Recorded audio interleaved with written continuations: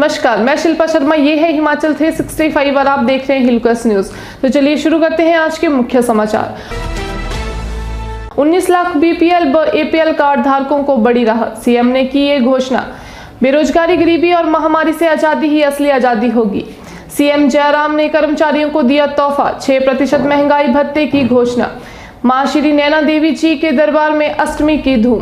बिहार में स्वतंत्रता दिवस पर 46 लोगों ने किया रक्तदान। उपमंडल स्तर पर भी मनाया गया 75वां स्वतंत्रता दिवस।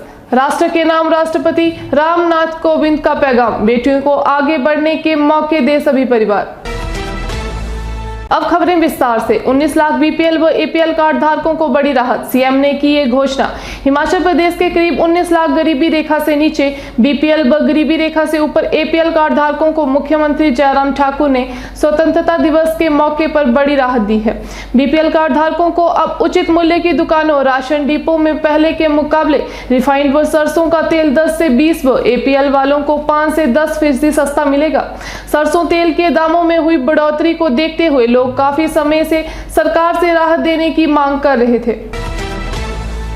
बेरोजगारी, गरीबी और महामारी से आजादी ही असली आजादी होगी। Doctor Pushpendra Verma fans club के संयोजक श्री धर्मेश राणा ने आज यहां प्रेस विज्ञप्ति जारी करते हुए कहा कि हमारा क्लब मानवता की सेवा में निरंतर लगा हुआ है और इसी कड़ी में इस बार के स्वाधीनता दिवस को पूरे सप्ताह जगह जगह निःशुल्क स्वास्थ्य शिविर लगाकर लोगों को इस कोरोना महामारी से आजादी दिलाने के लिए और जागरूकता फैलाने और साथ में अन्य बीमारियों का निःशुल्क जांच और दवाइयों का वितरण किया गया। इन मौकों पर कैंप में मुख्य तौर पर डॉक्टर पुष्पेंद्र वर्मा ने अपनी सेवाएं दी।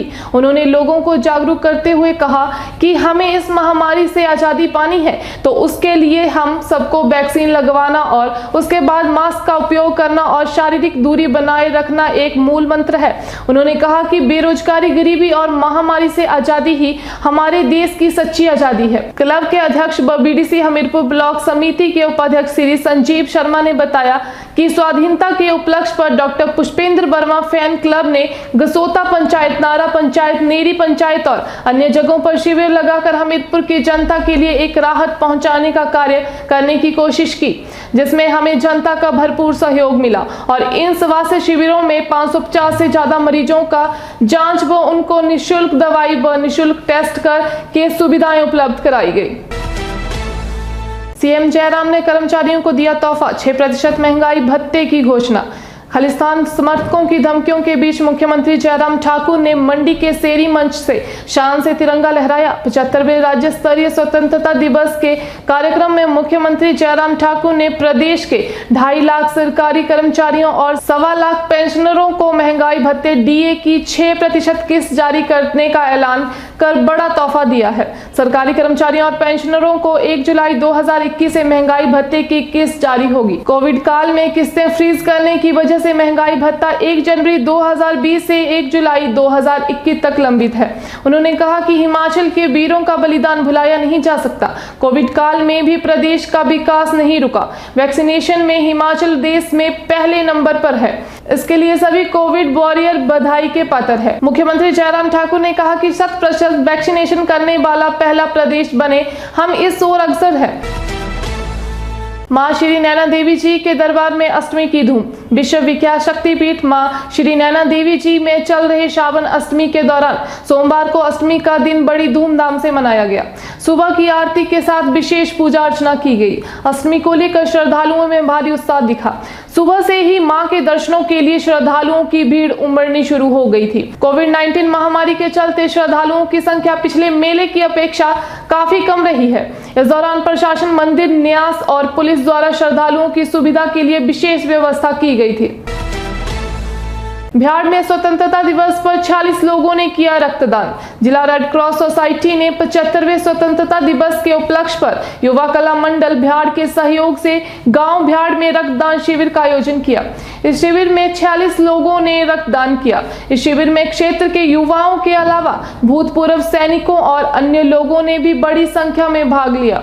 शिविर के शुभारंभ अवसर पर भूतपूर्व सैनिकों ने ध्वजारोहण किया तथा शहीद सैनिकों को श्रद्धांजलि अर्पित की। 1971 के युद्ध में शहीद हुए बिहार गांव के उत्तम चंद, गांव बलबाग के शहीद अजय कुमार, वर्ष 2002 गांव सेर के शहीद कैप्टन मृदुल शर्मा वर्ष 2004, गांव कड़ोता के शहीद अंकुश ठाकुर वर्ष 2020 और इसी वर्ष शहीद हुए गांव घुमारवी के कमल देव को भावभीनी श्रद्धांजलि अर्पित की गई।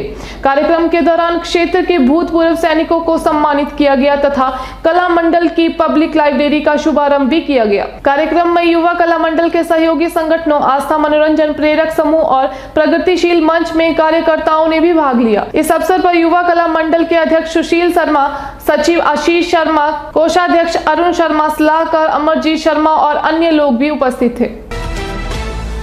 उपमंडल स्तर पर भी मनाया गया 75वां स्वतंत्रता दिवस। 75वां स्वतंत्रता दिवस हमीरपुर जिले के विभिन्न उपमंडलों में भी हर्षोल्लास के साथ मनाया गया है।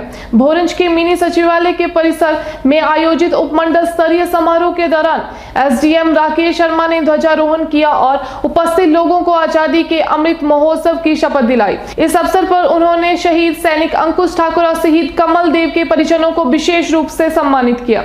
एसडीएम ने कोरोना संकट के दौरान सराहनीय सेवाएं प्रदान करने वाली संस्था हैप्पी क्लब धर्मोल और उपमंडल मुख्यालय के पत्रकारों को भी सम्मानित किया। इसी तरह नदौन, बड़सर और सुजानपुर में भी स्वतंत्रता दिवस समारोह आयोजित किए गए। राष्ट्र के नाम राष्ट्रपति रामनाथ कोविंद का पैगाम, बेटियों को आगे बढ़ने के मौके दे सभी परिवार। राष्ट्रपति रामनाथ कोविंद देश के 75वें स्वतंत्रता दिवस की पूर्व संध्या पर राष्ट्र को संबोधित किया। इस दौरान उन्होंने देश के नागरिकों को खास पैगाम दिया। सबसे पहले उन्होंने देश विदेश में रहने वाले सभी भारतीयों को स्वतंत्रता दिवस की शुभकामनाएं दी। अपने संबोधन में राष्ट्रपति कोविंद ने कहा कि कई पीढ़ियों से ज्ञात और अज्ञात स्वतंत्रता सेनानियों के संघर्ष से हमारी आजादी का सपना साकार हुआ था। उन सभी ने त्याग व बलिदान के अनूठे उदाहरण प्रस्तुत किए। मैं उन सभी अमर सेनानियों की पावन स्मृति को श्रद्धा पूर्वक नमन करता हूं। राष्ट्रपति ने इस दौरान टोक्यो ओलंपिक की कामयाबी, कोरोना से उपजे संकट, किसान और वैक्सीनेशन अभियान पर बात की। हाल ही में हुए टोक्यो ओलंपिक में भारत ने अपनी भागीदारी के 121 साल में सबसे ज्यादा मेडल जीतने का इतिहास रचा है। हमारी बेटियों ने कई रुकावटों को पार करते हुए खेल के मैदानों में विश्व स्तर की उत्कृष्टता हासिल की है। एजुकेशन से लेकर सेना प्रयोगशालाओं से लेकर खेल के मैदानों तक हमारी बेटियां अपनी अलग पहचान बना रही हैं। बेटियों की इस कामयाबी में मुझे भविष्य के विकसित भारत की झलक दिखाई देती है। मैं हर माता पिता से गुजारिश करता हूं कि वे ऐसी होनहार बेटियों के परिवारों से शिक्षा लें और अपनी बेटियों को भी आगे बढ़ने के मौके दें। तो मैं शिल्पा शर्मा अब आपसे विदा लेती हूं। धन्यवाद। देखते रहिए Hill Coast News channel. Like, share, subscribe करना ना भूलें।